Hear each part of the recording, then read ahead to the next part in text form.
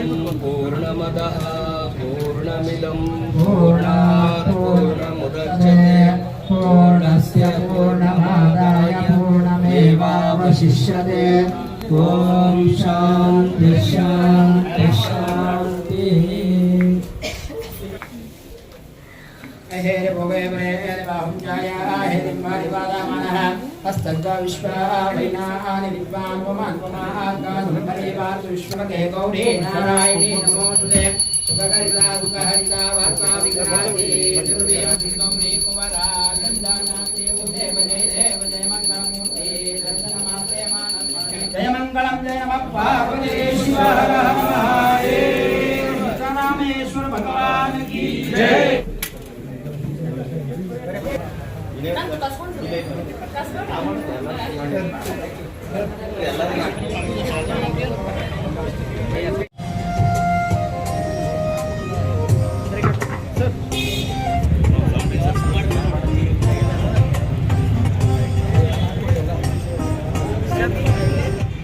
ಇವತ್ತು ನಮ್ಮ ಭಾವಸಾನಗರ ಈ ಒಂದು ಏನು ನಾವು ಹೊಸ ಹೆಸರಿಟ್ಟಿವಿ ಇದಕ್ಕೆ ಸಹಸರ್ಪಣಿ 1008 ಪಾರ್ಶ್ವನಾಥ್ ಮಾರ್ಗ. ಮೊದಲು ಬೇರೆ ಇರ್ತಿದ್ರು, ಅದನ್ನು ಚೇಂಜ್ ಮಾಡಿ ಅಧಿಕೃತವಾಗಿ ಸರ್ಕಾರದ ಅನುಮೋದನೆ ತಗೊಂಡು ಈ ಹೆಸರನ್ನು ಇಟ್ಟಿದ್ದೀವಿ. ಈಗಾಗಲೇ ಒಳ್ಳೆಯ ರಸ್ತೆಯೂ ಆಗಿದೆ. ಇನ್ನು ಮುಂದಿನ ದಿವಸ ಇನ್ನೂ ಫುಟ್ಪಾತ್, 2 ಕಡೆ ಫುಟ್ಪಾತು ಮತ್ತು ಲೈಟ್ ವ್ಯವಸ್ಥೆ ಮಾಡಿ ಕಂಪ್ಲೀಟ್ ಹೈವೇ ಮಾದರಿಯಲ್ಲಿ ಈ ಒಂದು ರಸ್ತೆಯನ್ನು ಅಭಿವೃದ್ಧಿಪಡಿಸ್ತಾ ಇದ್ದೀವಿ. ಇವತ್ತು ಇಂದಿನ ನಮ್ಮ ಶಾಖೆ 24/7 ಈ ಶಾಖೆಯ ಉದ್ಘಾಟನಾ ಸಮಾರಂಭದ ಪರಮಪೂಜ್ಯರು ನಮ್ಮ ಷಣ್ಮುಖ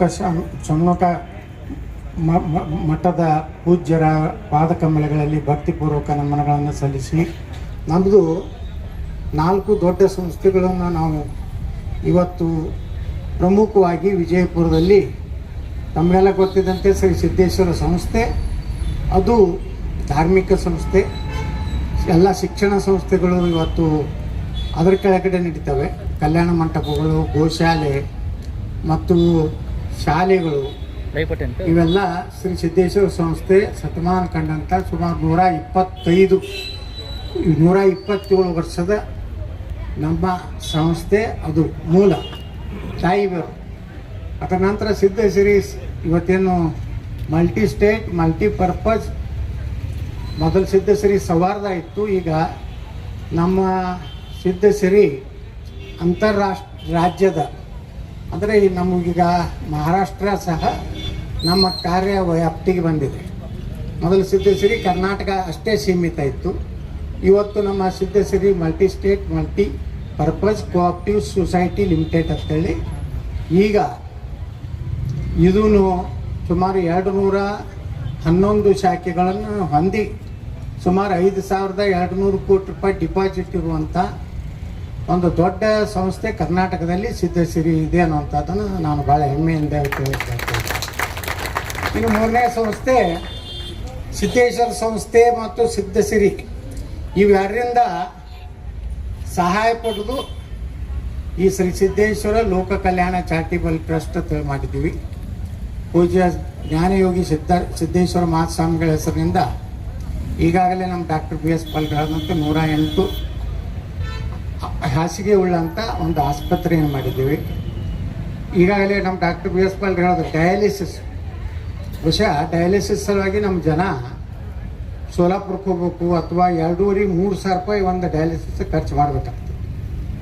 ಆದರೆ ನಾವು ನಮ್ಮ ಸಹೋದರನ ಹೆಸರಲ್ಲಿ ಈಶ್ವರಗೌಡ ರಾಮನಗೌಡ ಪಾಲ್ಯ ಯತ್ನಾಳ್ ಅಂತೇಳಿ ಒಂದು ಡಯಾಲಿಸಿಸ್ ಸೆಂಟರ್ನ ಸಿದ್ದೇಶ್ವರ ದೇವಸ್ಥಾನದ ಕೃಷ್ಣ ಕಾಂಪ್ಲೆಕ್ಸ್ನಲ್ಲಿ ಪೂಜ್ಯ ಸಿದ್ದೇಶ್ವರಪ್ಪ ಅವರ ಅಮೃತಾಸ್ತ್ರದಿಂದ ಪ್ರಾರಂಭ ಮಾಡಿದ್ದೀವಿ. ಅಲ್ಲಿ ಯಾರು BPL ಕಾರ್ಡನ್ನು ಹೊಂದಿರ್ತಾರೆ ಅವರಿಗೆ ನಾವು ಯಾವುದೇ ಶುಲ್ಕ ಇಲ್ಲಾರ್ದಂಗೆ ಸರ್ಕಾರ ನಮ್ಗೆ ಕೊಡ್ತದೆ. ಅಧಿಕೃತವಾಗಿ ಸರ್ಕಾರದಿಂದ ಮಾನ್ಯತೆ ಪಡೆದಂಥ ಡಯಾಲಿಸಿಸ್ ಸೆಂಟ್ರು. ಅದ್ರ ಜೊತೆಗೆ ನಮ್ಮ JSS ಹಾಸ್ಪಿಟಲ್ನಲ್ಲಿ ಸಹ ಅದನ್ನು, ಯಾಕಂದ್ರೆ ಸಾಕಷ್ಟು ಜನ ಇವತ್ತು ಡಯಾಲಿಸಿಸಿಂದ ಬಳುವಂಥ ಜನರಿಗೆ ತೊಂದರೆ ಆಗಬಾರ್ದು ಅಂತೇಳಿ ಅಲ್ಲಿಯೂ ಸಹ ಡಯಾಲಿಸಿಸ್ ಸೆಂಟರ್ ಮಾಡಿದ್ದೀವಿ. ಯಾರು BPL ಕಾರ್ಡ್ ಇಲ್ಲ ಅವರಿಗೆ ನಾವು 500 ರೂಪಾಯಿ ಅತ್ಯಂತ ಈಗೇನೋ ಹೆಚ್ಚು ಮಾಡಿದ್ದೀವಿ. ಎಷ್ಟು ಮಾಡಿದ್ದೀವಿ? ಈಗ 750 ರೂಪಾಯಿದಲ್ಲಿ ಒಂದು ಡಯಾಲಿಸಿಸನ್ನು ನಾವು ಮಾಡುವಂಥದ್ದು ಮಾಡ್ತೀವಿ. ಯಾಕಂದರೆ ಕೆಲವೊಂದು ಜನರಿಗೆ ಒಂದು ವಾರಕ್ಕೊಮ್ಮೆ ಡಯಾಲಿಸಿಸ್ ಮಾಡ್ಕೋಬೇಕಾಗ್ತದೆ, ಕೆಲವೊಂದು ಮಂದಿಗೆ ಒಂದು ದಿವ್ಸ ಬಿಟ್ಟು ಒಂದು ದಿವ್ಸ ಮಾಡ್ಕೋಬೇಕಾಗ್ತದೆ. ಯಾಕಂದರೆ 2-3 ರೂಪಾಯಿ ಅಂದರೆ ಕನಿಷ್ಠ ಒಂದು ಡಯಾಲಿಸಿಸ್ ಪೇಷಂಟು ಒಂದು ತಿಂಗಳಿಗೆ 15-20 ಸಾವಿರ ಖರ್ಚು ಮಾಡಬೇಕಾಗ್ತದೆ. ಅದರಲ್ಲಿ ನಮ್ಮ ಒಂದು ಡಯಾಲಿಸಿಸ್ಗೆ 750 ರೂಪಾಯಿ ಅಂದರೆ ಎಲ್ಲ ಕಾಮನ್ BPL ಅಬೋವ್ ಏನಿರ್ತಾರೆ ಅವ್ರಿಗೆ ಖರ್ಚು ಅವರಿಗೆ ನಾವು ಚಾರ್ಜ್ ಮಾಡ್ತೀವಿ. ಆದರೆ ಬಡವರಿಗೆ ಏನದ BPL ಇದ್ದವ್ರಿಗೆ ಫ್ರೀಯಾಗಿ ಯಾವುದೇ ಒಂದು ಪೈಸಾ ತೊಗೊಲಾರ್ದೇ ಇವತ್ತು ಏನು ನಮ್ಮ ಚಾರಿಟಿ ಟ್ರಸ್ಟ್ನಿಂದ ಇವತ್ತು ಮಾಡ್ತಾಯಿದ್ವಿ. ಅದ್ರ ಜೊತೆಗೆ ನಮ್ಮ ಈ ಒಂದು ಔಷಧಿಗಳ ಒಂದು ಎಲ್ಲರಿಗೆ 24 ತಾಸು ಔಷಧಿಗಳು ಸಿಗಬೇಕು. ಒಮ್ಮೊಮ್ಮೆ ಮನುಷ್ಯ ನೆನಪು ಹರಿಬಿಟ್ಟಿರ್ತಾನೆ, ರಾತ್ರಿ ಒಮ್ಮೆ ನೆನಪಾಗ್ತದೆ. BP ಶುಗರು ಈ ಗುಳಿಗೆಗಳನ್ನು ಒಂದು ದಿವಸನೂ ತಪ್ಪಿಸಬಾರ್ದು.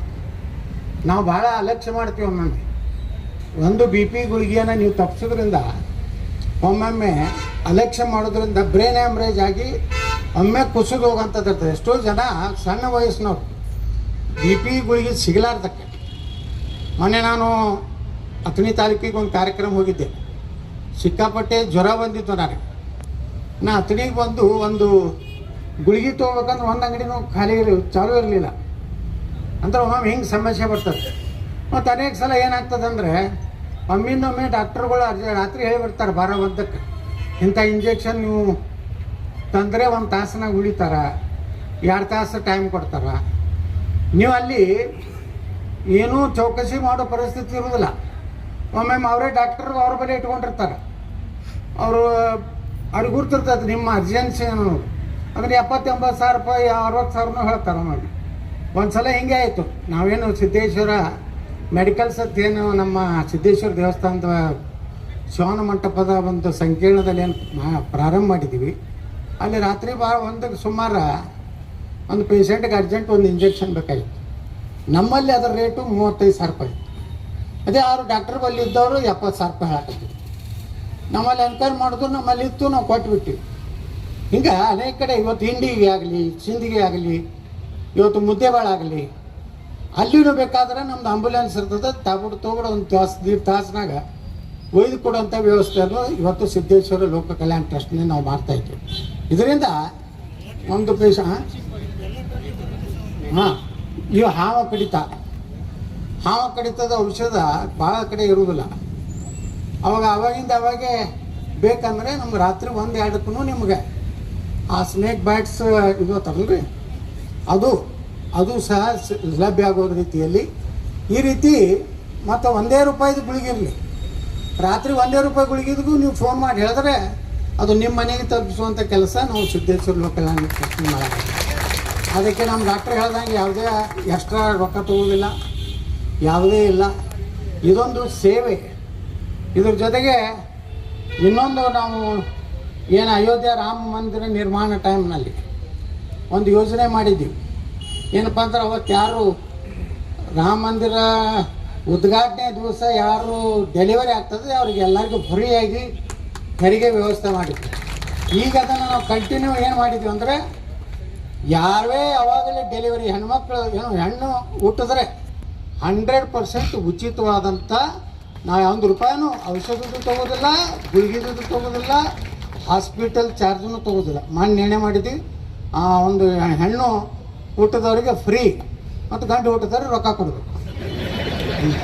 ಎಲ್ಲ ಪೂಕಟ್ಟು ಅಂತ ಆಗೋದಿಲ್ಲ. ಅದಕ್ಕೆ ಚಾನ್ಸ್ ಹಂಗಿದ್ದಾಗ ಹೆಣ್ಣು ಹುಟ್ಟಾಗ ಅಟ್ಟಾರೆ ಅವಾಗರೇ ಡೆಲಿವರಿ ನಮ್ಮಲ್ಲಿ ಮಾಡಿಸೋದು ತಿಳ್ಕೊತೀವಿ. ಅದಕ್ಕೆ ಈ ರೀತಿ ಇದ್ರ ಜೊತೆಗೆ ಈಗಾಗಲೇ ನಮ್ಮ BS ಪಾಲ್ಟ್ರಿ ಹೇಳ್ದಂಗೆ ನಾವು ಮೆಡಿಕಲ್ ಕಾಲೇಜನ್ನು ಮಾಡಬೇಕು ಅನ್ನೋಂಥದ್ದು ನಿರ್ಣಯ ಮಾಡಿದ್ವಿ. ಈಗ ನರೇಂದ್ರ ಮೋದಿಯವ್ರು ಬಂದ ಮೇಲೆ ಅದರಲ್ಲಿ ಸಾಕಷ್ಟು ಅವೇನು ನಾರ್ಮ್ಸ್ ಇದ್ದವಲ್ಲ ಮೊದಲಿನ ಅಷ್ಟಿಲ್ಲ, ಈಸಿಯಾಗಿ ಮೆಡಿಕಲ್ ಕಾಲೇಜ್ ಸಿಗ್ತದೆ. ಈಗ ಸುಮ್ಮನೆ ನಾವು PPAದಲ್ಲಿ ಮಾಡಬೇಕಂತೇಳಿ ಮಾಡಿದ್ವಿ. ಅದು PPAಕ್ಕಿಂತ ಇದು ನಮ್ಮದೇ ಕಂಟ್ರೋಲ್ ಇರ್ತದೆ. ಆ PPA ಅಂದ್ರೆ ಅರ್ಧ ಸರ್ಕಾರದ್ದು, ಅವ್ರದ್ದು ಅರ್ಧ ಮಾತು ಕೇಳಬೇಕು, ನಮ್ದು ಅರ್ಧ ಮಾತು ಕೇಳಬೇಕು. ದಿನ ಒಂದು ಜಗಳ, ಅದು ಇದು ಬೇಡ. ಕೆಲವು ಮಂದಿ ಹೋರಾಟ ಮಾಡಿದ್ರು ಬಿಜಾಪುರನಾಗ, ಪಾಪ ಉಗ್ರ ಹೋರಾಟ ಮಾಡಿದ್ರು. ಉಗ್ರ ಹೋರಾಟ ಅಂದ್ರೆ ಅದು ಆಗ್ಲಾರ್ದಾಗ ಮಾಡಿಬಿಟ್ರು. ಅದು ಇಲ್ಲ, ಅದು ಆಗೋದೇ ಇಲ್ಲ. ಅದು ಹೆಂಗೆ ಈ ಮೊನ್ನೆ ನಮ್ಮ ಸಿದ್ದರಾಮಯ್ಯನವ್ರು ಓದಿದ್ರು ಇದ್ರಾಗ ಬಜೆಟ್ನಾಗ, ಅದರ ಇದನ್ನು ತಯಾರು ಮಾಡಲಿಕ್ಕೆ ವಿಚಾರ ಮಾಡಲಾಗುವುದು, ಅದನ್ನು ಮಾಡಲಿಕ್ಕೆ ಚಿಂತನೆ ಮಾಡಲಾಗುವುದು, ನಾಳೆ ಊಟ ಮಾಡೋದ್ರ ಬಗ್ಗೆ ಪರಿಶೀಲಿಸಲಾಗುವುದು ಇಂಥದ್ದು. ಅದು ನೋಡಿಬಿಟ್ರೆ ಬರೀ ಅದೇ ಇತ್ತು. ಅದ್ರಾಗೂ ಒಂದು ನಮ್ಮ PPA ಇತ್ತು. ನಾವು ಬಿಟ್ಬಿಟ್ಟು, ಯಾಕಂದ್ರೆ 175 ಎಕರೆ ಇತ್ತು. ಸರ್ಕಾರ ಅಂತೂ ಮಾಡೋದಿಲ್ಲ. ಕಡೆಗೆ ನಾವು ಅವ್ರು 50% ಅದು ಇನ್ನೊಂದು ಮೆಡಿಕಲ್ ಕಾಲೇಜ್ ಆಗ್ತದೆ, ನಾವು ಮಾಡ್ಬೇಕಂದೀವಿ. ಅದು ಚಲೋನೇ ಆಯ್ತು. ನಮ್ಗೆ ಅವ್ರು ಸ್ಟ್ರೈಕ್ ಕೂತವ್ರಿಗೆ ಅಭಿನಂದನೆಗಳು, ಧನ್ಯವಾದಗಳು. ಹಾಂ, ಒಮ್ಮೊಮ್ಮೆ ನಮ್ಮ ಚಲೋದಕ್ಕೆ ಕೂತಾರ ಅವರು. ಅದು ಯಾರೋ ಒಬ್ಬ ಮಂತ್ರಿ ಕುಂಡ್ರಿಸಿದ್ದ ಆ ಮಾತು ಬೇರೆ. ಆದ್ರೆ ನಮಗೆ ಚಲೋ ಆಯ್ತು. ಈಗ 100% ನಮ್ಮದೇ ಮೆಡಿಕಲ್ ಕಾಲೇಜ್ ಆಗ್ತದೆ. ನಾಳೆ ಯಾವ ಮೆರಿಟ್ ಇದ್ದಂಥವು ನಮ್ಮ ಹಿಂದೂ ಸಮಾಜ ಒಂದು ಹುಡುಗ ಮೆರಿಟ್ 100% ಮೆರಿಟ್ ಅಂತ ನಾವು ಪುಕ್ಕಟ್ಟವನ್ನ MBBS ಫಸ್ಟ್ ಬಯಸ್ರಿಂದ ಸೆಕೆಂಡ್ ಎಲ್ಲ ಪೂರ್ತಿ ಫೈನಲ್ ಆಗುತ್ತಾನ ನಾವು ಕಳಿಸ್ಬಿಡ್ತೀವಪ್ಪ. ಇದನ್ನೇನು PPAದಾಗ ಮಾಡ್ಲಿಕ್ಕೆ ಬರ್ತಿರ್ಲಿಲ್ಲ. ಈಗ ನಮಗೇನು ಅನುಕೂಲ ಆಯ್ತಂದ್ರೆ, ಒಂದು ಮೆರಿಟ್ ಹುಡುಗದಾನ ಭಾಳ ಗುಡಿಸಲ್ದಾಗ ಅದಾನ ಪಾಪ. ಅವ 100% ದಿನಾಗ ಒಬ್ಬರ ಮನೆಗೆ ಹೋಗಿದ್ದು, ತೇಲಿಯವ್ರ ಮನೆಗೆ. ಅವ್ರ ಮಗಳು ಸ್ಟಾರ್ಟಿಂಗ್ನಿಂದ ಎಲ್ಲ ಮೆರಿಟು ಅಂತ. ಯಾರಿಗೆ ಟಿಕೆಟ್ ಏನು ಸೀಟ್ ಸಿಗೋದಿಲ್ಲಲ್ಲ ಅಂಥವ್ರು ನಮ್ಮಲ್ಲಿ ಮೆಡಿಕಲ್ ಕಾಲೇಜ್ನಾಗ ನಮ್ಮದು ಮೆಡಿಕಲ್ ಕಾಲೇಜ್ ಸೆಟಪ್ ಆದ್ಮ್ಯಾಗ ವರ್ಷಕ್ಕೆ 5 ಮಂದಿಗೆ ಫ್ರೀ ಕೊಡ್ತೀವಪ್ಪ. ನಾವೇನು ನಾವು ಮನೆಗೆ ಹೋಗಿ ರೊಕ್ಕ ಏನಿಲ್ಲ. ಈಗ ರೊಕ್ಕ ಗಳಿಸ್ಬೇಕು ಅನ್ನೋಂಥ ಪರಿಸ್ಥಿತಿ ನಾವಿಲ್ಲ. ಯಾಕಂದ್ರೆ ಈಗಾಗಲೇ ರೊಕ್ಕ ಕೊಟ್ಟಾನ ಸಾಕಿ. ಇದೇನು ಮೊನ್ನೆ ಲಗ್ನದಾಗ ನೋಡಿದ್ಮ್ಯಾಗ ಜನರದ್ದು ಎಷ್ಟು ಪ್ರೀತಿ ಐತೆ ಅನ್ನೋದು ಇಡೀ ಜಗತ್ತಿಗೆ ಗೊತ್ತಾಗುತ್ತೆ. ಇದಕ್ಕಿಂತ ಹೆಚ್ಚು ಆಸೆಯನ್ನು ಮಾಡುವಂಥದ್ದು ಏನೂ ಇಲ್ಲ. ಅದಕ್ಕೆ ಸಮಾಜಮುಖಿಯಾಗಿ ಸಿದ್ದೇಶ್ವರ ಸಂಸ್ಥೆ ಇವತ್ತು ನಾನು ಯಾವಾಗ ಮೇಲೆ ಹೇಳ್ತಿರ್ತೀನಿ, ನಿಮ್ಮ ಮಕ್ಕಳನ್ನ ನಮ್ಮ ಶಾಲೆಗೆ ಕಲಿಸ್ರಿ. ನಮ್ಮ ಇದ್ರಾಗ ಸಂಸ್ಥೆಯೊಳಗೆ ಕಲಿಸೋದ್ರಿಂದ ನೀವು ಒಂದು ಮಗುನ ಹಾಕೋದ್ರಿಂದ ಸಮಾಜದಲ್ಲಿರುವಂಥ ಒಬ್ಬ ಬಡ ಮಗುವಿಗೆ ನೀವು ಒಂದು ಉಪಕಾರ ಮಾಡೋಣ.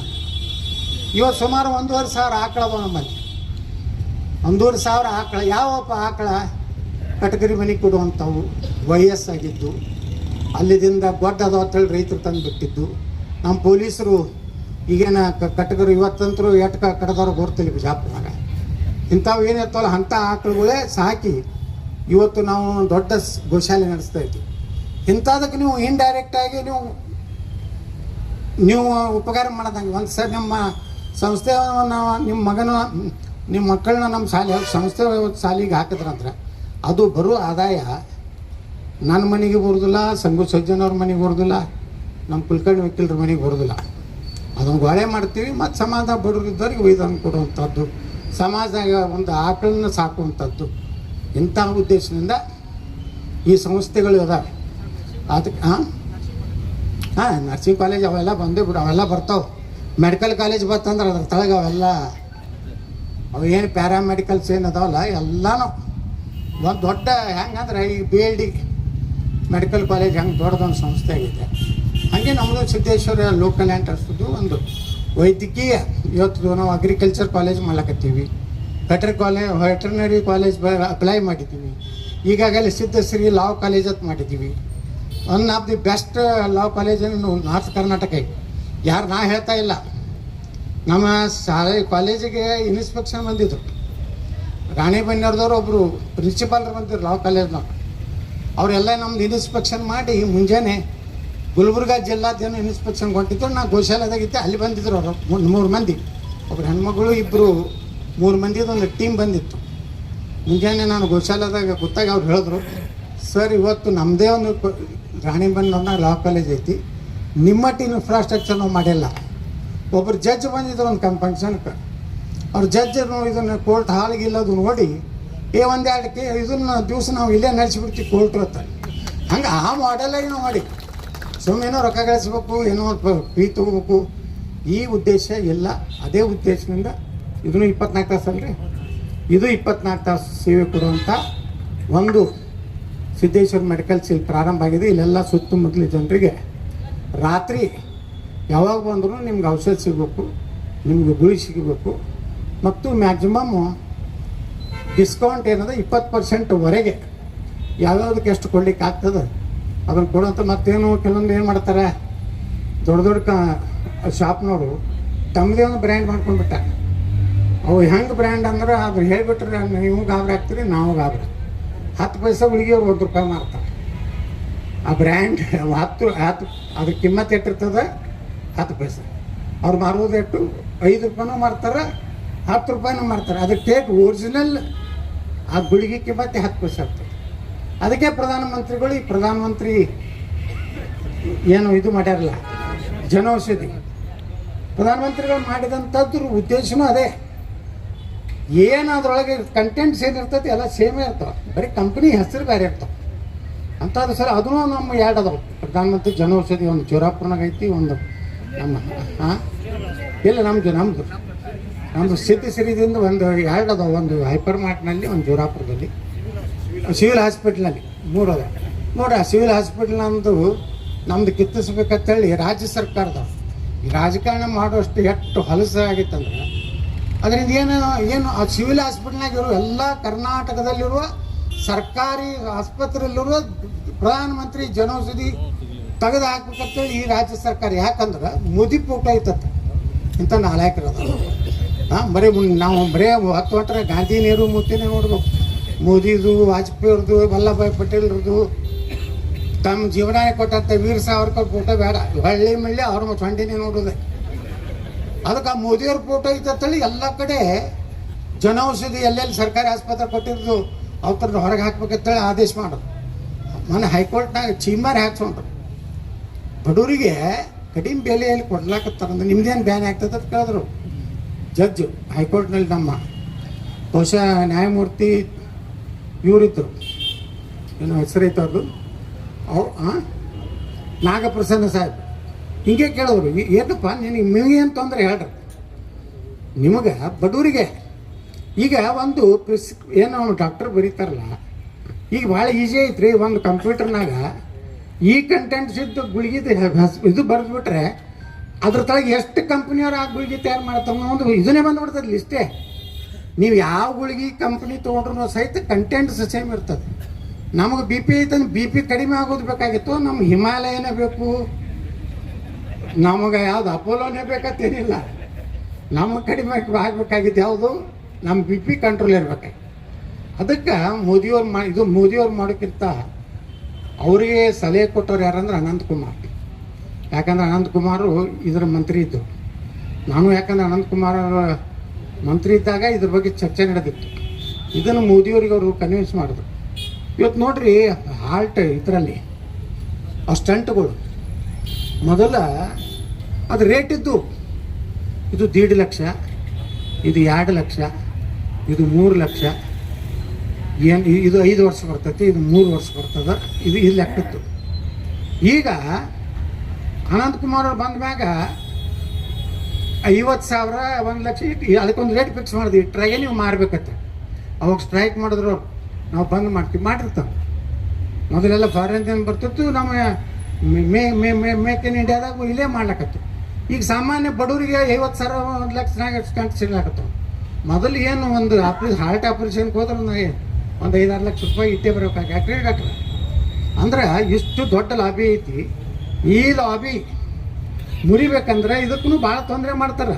ಅದ್ರಾಗ ಈ ನಮ್ಮ ಫಾರ್ಮಾ ಇದ್ರಾಗಂತೂ ದೊಡ್ಡ ಅದು 10 ರೂಪಾಯಿ ಗುಳಿಗೆ 3 ರೂಪಾಯಿನೂ ಅದ, 15 ರೂಪಾಯಿನೂ ಅದ. ಅದು ನಮಗೇನೂ ಗೊತ್ತೂ ಆಗೋದಿಲ್ಲ. ಮತ್ತು ನೀವು ಅದು ಅವರು ಏನು ಬರೆದು ಕೊಟ್ಟಿರ್ತಾರೆ ಅದೇ ಕಂಪ್ನಿ ಇದ್ರೆ ಅವ್ರು ಎಸ್ತಾರೆ. ಅಲ್ಲೂ ರಾಜಕಾರಣ ಐತಿ. ರಾಜಕಾರಣ ಇಲ್ಲ, ಅಲ್ಲಿ ವ್ಯಾಪಾರ ಐತಿ. ಅಂತಾದ್ರೆ ನೀವು ನಾ ಹೇಳೋದೇನಂದ್ರೆ ಇದು ಇಲ್ಲ ಅಂದರೆ ಇದನ್ನು ತೊಗೋರಿ ಅಂತ ನಮ್ಮವ್ರು ಏನು ಸಲಹೆ ಕೊಟ್ಟರೆ ತೊಗೋರಿ. ಅವು ಯಾವ ಡೂಪ್ಲಿಕೇಟ್ ಇರೋದಿಲ್ಲ, ಕಂಟೆಂಟ್ ಸೇಮ್ ಇರ್ತದೆ.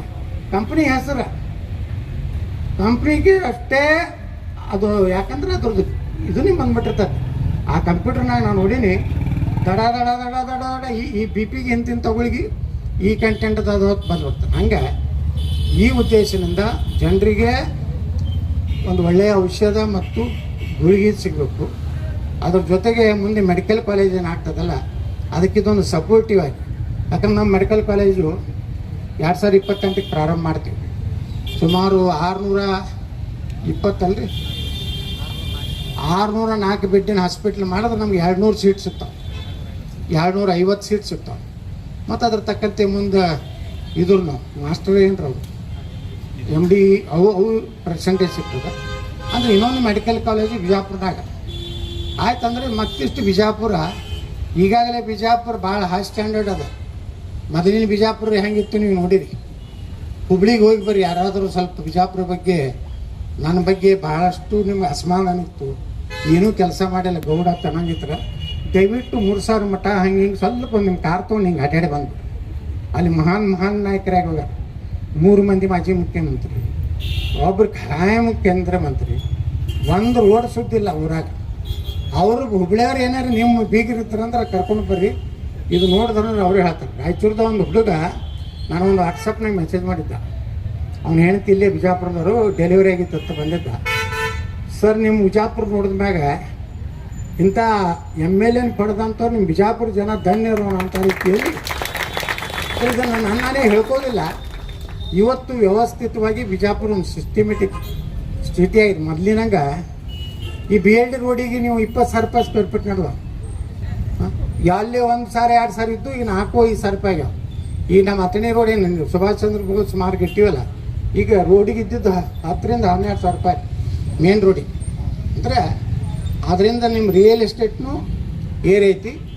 ಜನರು ಯಾರ್ಯಾರು ಬಾಡಿಗೆ ನೋಡ್ರಿ, ಈಗ ಇದು ಪೂರ್ತಿ ಕಮರ್ಷಿಯಲ್ ಆಯ್ತಂದ್ರೆ ಇನ್ನು ಮುಂದೆ ಯಾವ ರೋಡಿಗೆ ಮನೆಯೇ ಕಾಣಿಸೋದಿಲ್ಲ, ಎಲ್ಲ ಸೆಟ್ರಸದ ಅಂಗಡಿ ಆಗ್ತದೆ. ಹೆಂಗೆ BLD ಮುಂದೆ ಆಯ್ತಲ್ಲ, ಮೊದಲು ಅವರೆಲ್ಲ ಬೈದ್ರು BLD ಅವ್ರು ನಮ್ಮ ಮುಂದೆ ಏನು ಇಲ್ಲೇ ಸಂಗಮನವ್ರು ಕೂತಾರೆ ನೋಡ್ರಿ, ಅವ್ರ ಮುಂದೆ ಬಂದು ಆ BLD ರೋಡಿಗೆ ಇದ್ರಲ್ರಿ ಅವರೆಲ್ಲ ಮನೆಗೆ ಉದ್ದು ಹಿಂಗೆ ಕಂಪೌಂಡ್ ಕೊಡ್ಕೊಂಡು ಕೂತಿದ್ರಲ್ಲ, ಎಲ್ಲರೂ ಗೌಡ ನಮಗೆ ನಮ್ಮದೇ ಎಲ್ಲ ಕೆಡಿಬಿಟ್ಟ, ಅವ್ನು ತಾಕತ್ತಿದ್ರೆ ಜುಮ್ಮಾ ಮಸ್ತೆ ಕೆಡಿಬೇಕಾಗಿತ್ತು. ಜುಮ್ಮಾ ಮಸ್ತೆ ಕೆಡಿವಿ ಏನು ಮಾಡೋದೈತಿ, ಅವ್ರು ಎಂದೂ ಸುಧಾರಣೆ ಆಗೋದಿಲ್ಲ. ಅವ್ರೊಡೆ ಎಲ್ಲಿ ಗುದ್ದಾಡ ನಮ್ಮ ಮನೆ ಸುಧಾರಣೆ ನಾವು ಮಾಡ್ಬೇಕಾಗಿತ್ತು. ಅದಕ್ಕೆ ಅದನ್ನು ಕೆಡೋದಾಗ ಬೈದರು, ಬರಲಿ ಮುಂದಿನ 2023 ಇಲೆಕ್ಷನ್ ಹಂಗೆ ಮಾಡ್ತೀವಿ ಹಿಂಗೆ ಮಾಡ್ತೀವಿ ಏನೋ ಕೇಳ್ತಿದ್ದು ನಮಗೂ ಕಿವಿಗೆ. ನಾ ಯಾರೂ ತಲೆ ಕೆಡಿಸೋಲಿಲ್ಲ. ನಾ ಕಮಿಷನರ್ಗೆ ಹೇಳಿದ್ದೆ, ಇಂಥ ದಿವಸ ಆಪ್ರೇಷನ್ ಚಾಲೂ ಮಾಡು, ನಂದು ಮೊಬೈಲ್ ಬಂದ ನಿಂದು ಮೊಬೈಲ್ ಬಂದು ಎಲ್ಲ ಮೊಬೈಲ್ ಬಂದು ಹೊಡೆದ್ರು. ಉಸ್ತಾದ್ ನಾಲು ಲುಂಗಿ ಮ್ಯಾಗ ಬಂದು JCB ನಿಂತ, ಹಮ್ ನಾಯಕ ಚೋಡ್ಯಾಂಗನೆ ಹಿಂಗೆ ಎತ್ತಿ ಒಯ್ದು ಹೊರಗೆ ಹೋಗೋದು ಎಲ್ಲ ಕೆಡಿಬಿಟ್ರು. ಈಗ ಒಂದು ಉಪ್ಪಿಟ್ಟು ಅಂತ ಹೇಳಿ ಒಂದು ಅಂಗಡಿ ಉದ್ಘಾಟನೆಗೆ ಹೋಗಿದ್ದೆ, ಅಲ್ಲಿ ಬಾಡಿಗೆ ಕೇಳ್ಯಾನ ಎದಿ ಹೊಡ್ಕೊಂಡೆ. 1.5 ಲಕ್ಷ ರೂಪಾಯಿ ತಿಂಗಳ ಬಾಡಿಗೆ ಆಯ್ತು. ಎಷ್ಟು ಪಟ್ರಿ ಅದು 1.5 ಲಕ್ಷ. ಆ ಕಡೆ ನಮ್ಮ ಸಂಗಮನವ್ರದ್ದು ಮುಂದೆ ಕಡೆಗೆ ಅಲ್ಲಿ ಅವ್ರು ಓಡಾನವ್ರು ಎಲ್ಲರೂ ಗೌಡ್ರಂತರೂ ಸಿಗೋದಿಲ್ಲ. ಸಂಗಮನವ್ರ ನೀವೇ ಹೋಗಿ ಗೌಡ್ರಿಗೆ ಥ್ಯಾಂಕ್ಸ್ ಹೇಳಿ ಬರ್ರಿ, ನಮ್ದೆಲ್ಲ ಭಾಳ ಅನುಕೂಲ ಆಗೈತೆ ನಮಗತ್ತ. ಹಂಗೆ ಈ ರೋಡ್ನು ಏನು ಚಾಲು ಆಗ್ತಾವೆ, ನೀನು ಅಂಗಡಿ ಬರೀ ಅಂಗಡಿನೇ ಆಗ್ತಾವೆ. ಆಗಲಿ ಮ್ಯಾಗ ಮನೆ ಮಾಡ್ಕೊರಿ, ತಳಗ ಅಂಗಡಿ ಏನು ಲಿಫ್ಟ್ ಮಾಡ್ಕೊರಿ. ಭಾಳ ಅದರ ಹಿಂದೆ ಮಳೆಕಾಲ ಬ್ಯಾನ್ ಇತ್ತರ ಆರಾಮರಿ 1 ಲಕ್ಷ 1.5 ಲಕ್ಷ ಬಾಡಿಗೆ ಬಂದ್ರೆ ಏನು ಮಾಡೋರು ತಳಗಿದ್ದು. ಮೊದಲ ಏನೋ ಈಗ ಚಲೋ ಧೂಳು ಬಂದು ನಿಮ್ಮ ಮನ್ಯಾಗ ಬೀಳೋದಿಲ್ಲ. ಈಗ ಎಲ್ಲಿ ಧೂಳು ಎಲ್ಲರೂ ಕಾಣಿಸ್ತೈತೇನ್ರಿ ಬಿಜಾಪುರ. ಮೊದಲು ಹಿಂಗೆ ಒಂದು ಗಾಡಿ ಹೋಯ್ತಂದ್ರೆ ಮನ್ಯಾಗೆಲ್ಲ ಧೂಳೇ ಧೂಳು. ಹಂಗೇನು ಬಿಜಾಪುರ ಇಲ್ಲ. ಅದಕ್ಕೆ ನೀವು ಆರಾಮದಿದ್ದೀರಿ. ನಿಮ್ಮ ಸಲುವಾಗಿ ಯಾವಾಗಲೂ ಚಿಂತೆ ನಾವು ಮಾಡೋರು, ನಾವು ಗಟ್ಟಿದ್ದೀವಿ. ಯಾರು ಏನು ಜಿಗಿದಾಡಿದ್ರು ನಾವೇ ಮುಂದೆ 28ಕ್ಕೆ ಮತ್ತೆ ಇಲ್ಲಿ ಬರೋರು. ಏನು ಬೇಕಾದ ಅಪಪ್ರಚಾರ ಮಾಡಲಿ, ಲಡಾ ಹೊಡೀಲಿ, ನಮ್ಮ ಮ್ಯಾಗ ಏನೂ ಅಲಿಗೇಷನ್ ಮಾಡುವಂಥ ನನಗೂ ಎಲ್ಲ ED ಆಗೈತಿ, ಇನ್ಕಮ್ ಟ್ಯಾಕ್ಸ್ ಆಗೈತಿ, ಏನೂ ಸಿಕ್ಕಿಲ್ಲ ಅಂತೇಳಿ ನಾನು ಹಿಂಗೆ ಮಾತಾಡ್ಕೊತ ಹೊಂಟೀನಿ. ಯಾರೂ ಏನೂ ಮಾಡಲ್ಲ. ಇಲ್ಲಕಂದ್ರೆ ಇಟ್ಟೊತ್ತಿಗೆ ನಾನು ಹಿಡಿದು ಒಳಗೆ ಹಾಕ್ತೀನಿ. ಇವನು ಮಾಡಿದ್ರಲ್ಲ ಮುಖ್ಯಮಂತ್ರಿನ, ಹಂಗೆ ನನಗೇನು ಮಾಡೋದು ಆಗೋದಿಲ್ಲ ಅಂತ ಗುರ್ತಿದ್ದೆ. ಬಿಟ್ಬಿಟ್ಟಾರೆ, ಹೊಸಬ್ರು ಹೋಗಿ ಬಿಡಪ್ಪ ಪೀಡ ಅಂತೇಳಿ. ಅದಕ್ಕೆ ಡಿಸ್ಕೌಂಟ್ ಐತೆ ನನಗೆ, ಬೇಕಾದಂಗೆ ಮಾತಾಡಕ್ಕೆ. ಮೊನ್ನೆ ಒಬ್ಬ ಸ್ಟೇ ತಂದಿದ್ದ, ಏನೂ ನನ್ನ ಬಗ್ಗೆ ಏನು ಮಾತಾಡಬಾರ್ದು ಅಂತೇಳಿ. ಮರುದಿವ್ಸ ಸ್ಟೇ ವೇಕೆಟ್ ಮಾಡಿಸ್ಬಿಟ್ಟೆ. ಹಿಂಗೆಲ್ಲ ನಮ್ಗೆ ಗೊತ್ತದ 80 ಕೇಸ್ ಹಾಕ್ಯಾರ. ಯಾವಾಗಾರು 1 ವಾರ ಒಳಗೆ ಹಾಕ್ಬೇಕತ್ತಾರ. ನಾ ಎದ್ರಾಗೂ ಸಿಗಲ್ಲಾಗಿನಿ. ಯಾಕಂದ್ರೆ ಎಲ್ಲ ಕಡೆಗೂ ನನ್ನ ಯೂಟ್ಯೂಬ್ ನೋಡು ಎಲ್ಲರೂ ವಕೀಲರು ಹಿಡಿದು ಎಲ್ಲರೂ ನಾನು ಯೂಟ್ಯೂಬ್ ನೋಡೋರು ಅದಾರ ಕರ್ನಾಟಕದಾಗ. ಇಷ್ಟೇ ಅಲ್ಲ, ಮಹಾರಾಷ್ಟ್ರ ಆ ಕಡೆನೂ ನೋಡ್ಲಾಕತ್ತಾರೆ ಈಗ ಯೂಟ್ಯೂಬ್. ಅದಕ್ಕೆ ನನಗೇನೂ ಆಗೋದಿಲ್ಲ. ನೀವು ಏನು ಚಿಂತೆ ಮಾಡಬೇಡ್ರಿ.